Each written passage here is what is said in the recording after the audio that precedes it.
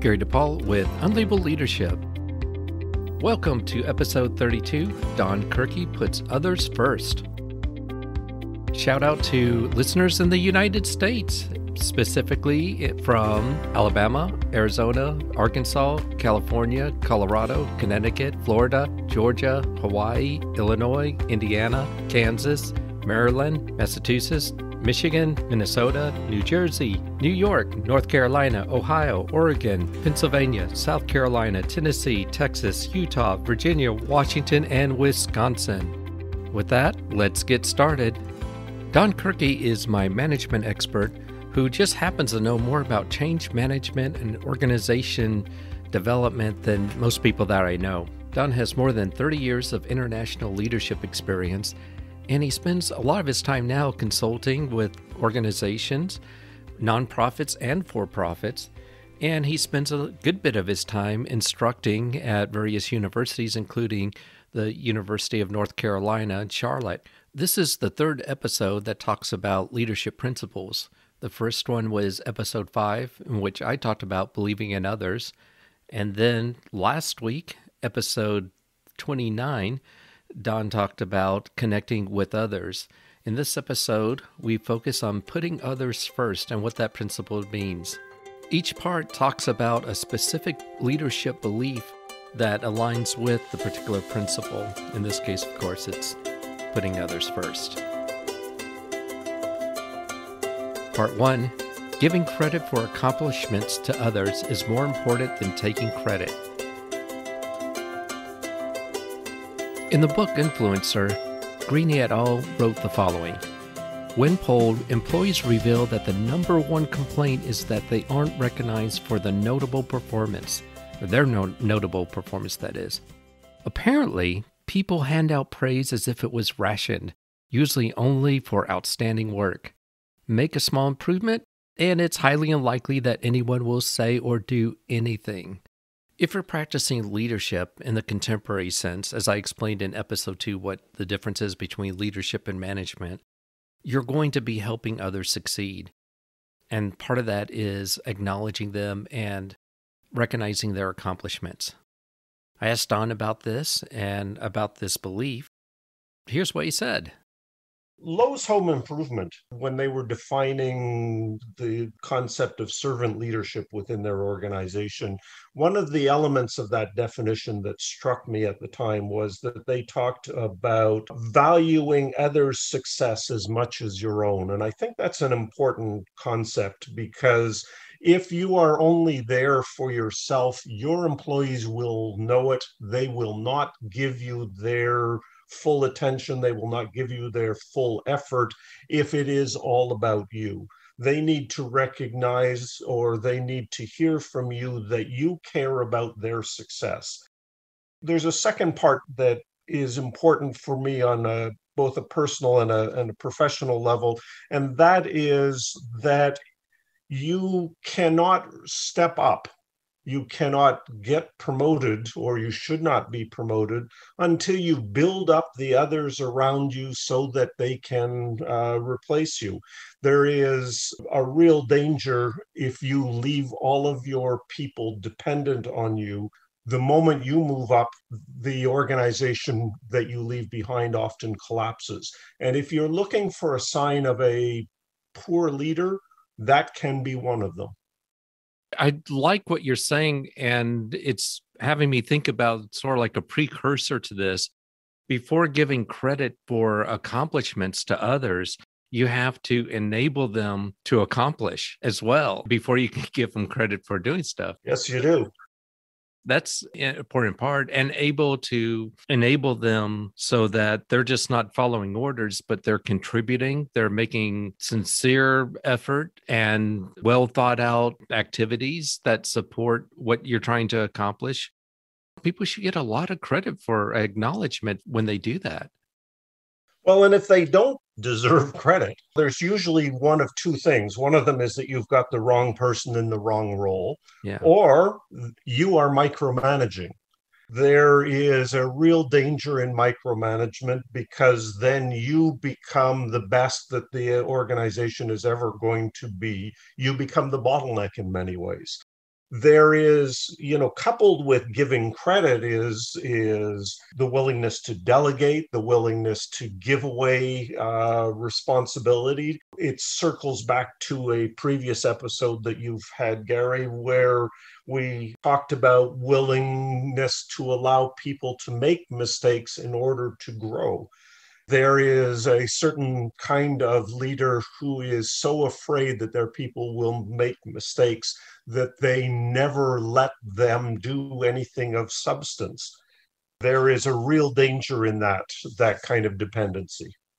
If you have a team that's working with you and you're about to take on as a team a task, you may think as the manager that each elements of this task I can do better than anyone on my team. So suppose the manager has that idea. Then the temptation is to do the work yourself. But of course, that is not management, and that is not a way of building and growing your team. If you want them to be able to do better, if you want to say they can do things, all these tasks better than I can, you have to give them the opportunity and coach them along the way. Otherwise, you're going to be in that managerial trap of just wanting to do the work yourself. I used to work for a vice president who used to tell me that the only time she stepped in is when, now this was her working rule of thumb, but she said if she could do it in 1/5 or less of the time that her employees could do it, then she would step in. If it was any less than that ratio, then she would allow them to grow and learn in this opportunity. So if it was going to take her an hour and it would take them a day, then yes, she might do it. If it was going to take her an hour and it might take them 2 hours to do the same work of the same quality, she would delegate and let them learn and grow, because over time they would get better. As they get better, then giving them the credit for what they've accomplished, it just reinforces that activity and encourages them to continue to grow and develop. Absolutely. Part 2, when outcomes are disappointing, accepting responsibility but never blaming others or bad luck is critical for personal accountability. When things go wrong, there's a tendency to blame bad luck. Oh, it's just something that happened. Or the opposite, which isn't true, is that when things go right, they don't just say, oh, that was just luck. No, there's something about personal accountability that has to do with how you view things when things happen. Here's Don talking about this particular concept. It's become a cliche. Harry Truman famously had a sign on his desk when he was president that said, "The buck stops here." What he was really saying was the ultimate responsibility was his. And I think that was appropriate and he was right. Now, there are times when people say the buck stops here, and what they're really saying is I'm in charge. That's not what this means, and that's not what Harry Truman meant. He said ultimately he had responsibility. And so when my team and I are tackling a project, at the end of the day, the success or failure of that project rides on me. If that seems unfair, then you may not be ready for leadership, because the reality of leadership is you will be held responsible. But at the end of the day, it is you. When my team and I have failed, that is, I have to look at my own leadership in the eye and say, I screwed up, and explain how and why and what I'm going to do to make sure it doesn't happen again, or what I'm going to do to fix the mess that I am responsible for. Opposed to saying, oh, it was just some bad fortune. It was just the circumstances. That's not accepting accountability. How many people get recognized for accomplishing something and they say, oh, no, that wasn't me. Gosh, I was just so lucky. It was just good luck that happened. This issue of bad luck is one that is interesting to me, because in many cases, bad luck says you've done a poor job of risk mitigation. You have not thought through what could happen, or you have taken unwarranted gambles and it has not gone your way. bad luck does happen. But the real question is, did you prepare for it and are you able to recover from it? That is the mark of a good leader. It's not enough just to say, I had bad luck, the market went down and I wasn't expecting that. One of my key suppliers had a delay. We lost a shipment. All of these things really are bad luck. The question is whether, if it was critical, whether you have mitigation strategies, recovery strategies, what it is that you're going to do once you hit bad luck. It's accepting your accountability, your responsibility for how you respond to quote unquote bad luck. As you're saying, and just summarizing, is adaptive performance to circumstances that deviate from the plan, from the tactical direction you're going. Just saying, oh, bad luck, gee, we're done for. It's not enough, and it's not being accountable for what happens afterwards. One of the accountability lessons that I got as a young manager, at one point I had a brilliant project, at least in my mind. It was a brilliant project that made absolute sense, took a small investment, was going to reap a huge reward. And I pitched this to one of the executives in the company I was with. And he blew it out of the water. He completely dismissed it. And I went back and talked to my manager and I complained to her and said, I can't believe this idiot Tom just couldn't even consider this amazing project.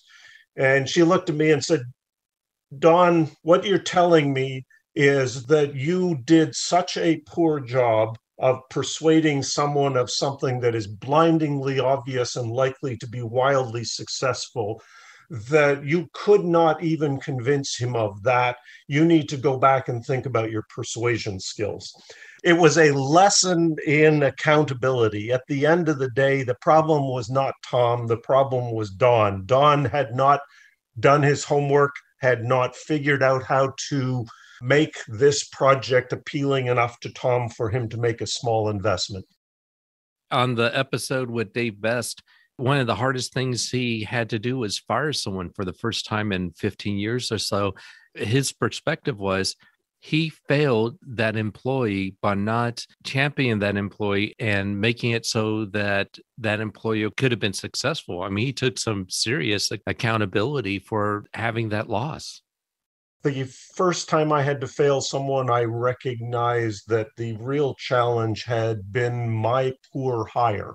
And I was cleaning up my own mess. And that felt awful because someone's life was in the balance. Now, the good news was within 2 weeks, he was making more money at a competitor, or the good news for him, at least. The responsibility ultimately was mine. He was a bad fit for the particular position that I had hired him for.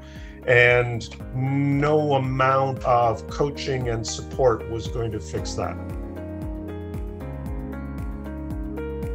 Part 3, sacrificing or volunteering time, energy, resources, ego, and previous priorities to help others inspires loyalty and commitment.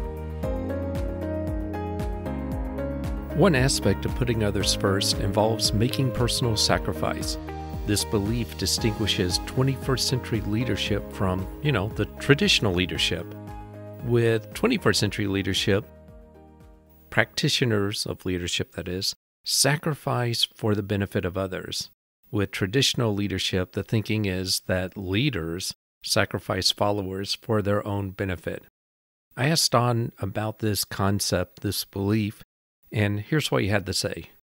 Particularly if you are in a larger organization, one of the ways that you can show real leadership is by building up others under you so that there is a leadership cadre within the organization over time who owe their first promotion or their second promotion to you. There is real power in that. There's real power in pouring your life into mentoring and supporting others. And I think that is part of a healthy corporate culture that often gets overlooked or is often hidden. I hear organizations that are trying to set up formal mentoring programs. But a real sign of organizational health is when those kinds of mentoring programs occur spontaneously, organically, because of the nature of the culture.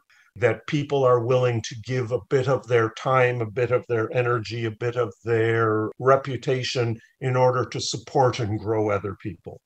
I was also thinking from the perspective of doing the work. If you're in management and everyone's working on a particular project and things get really tough or start to fall behind, being able to sacrifice your own time working even side by side on some nights and weekends to make things happen is another way of inspiring loyalty and commitment.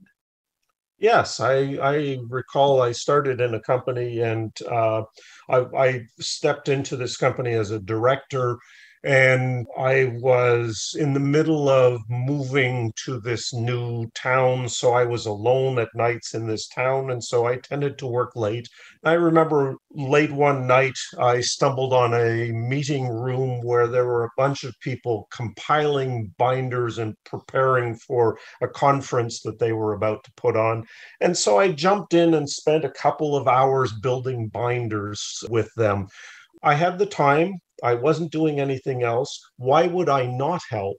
And it engendered a reputation for me and a level of support from a whole range of people that was quite unexpected.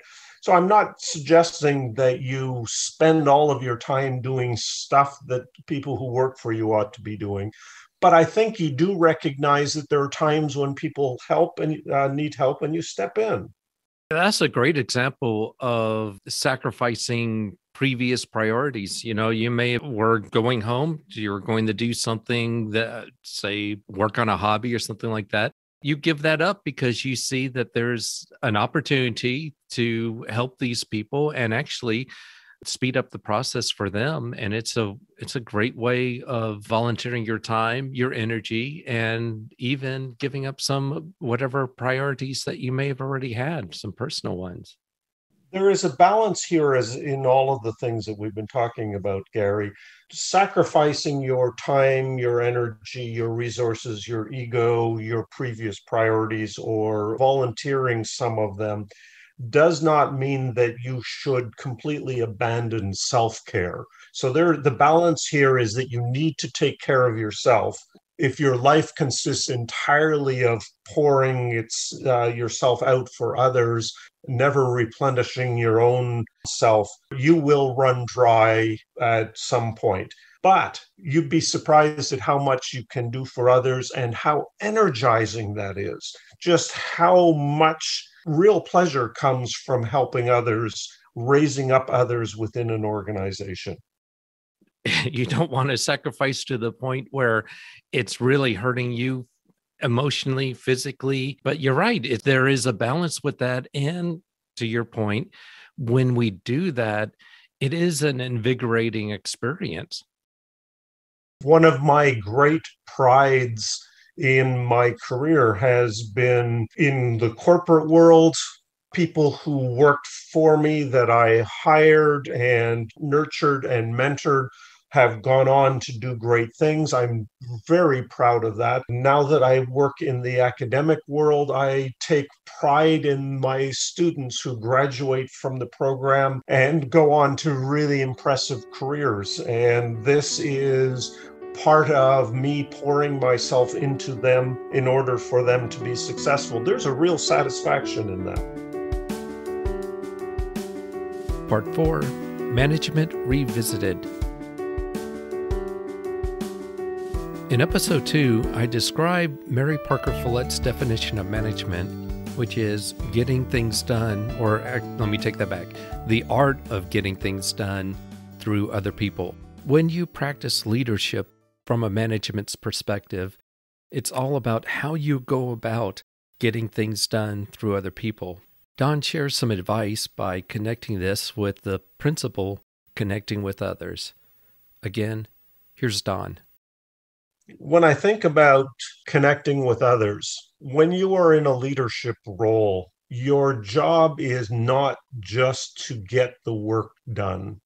Your job is to connect with others, because your real job is to get work done through others. And you're only going to be able to do that in a sustainable way if you build strong relationships with these people. So it is your job to connect with others. It is your job to build relationships, rich, strong relationships, so that you understand people's strengths and weaknesses, so that you understand their aspirations, so that you can build their careers, and in doing so, you build your own as well.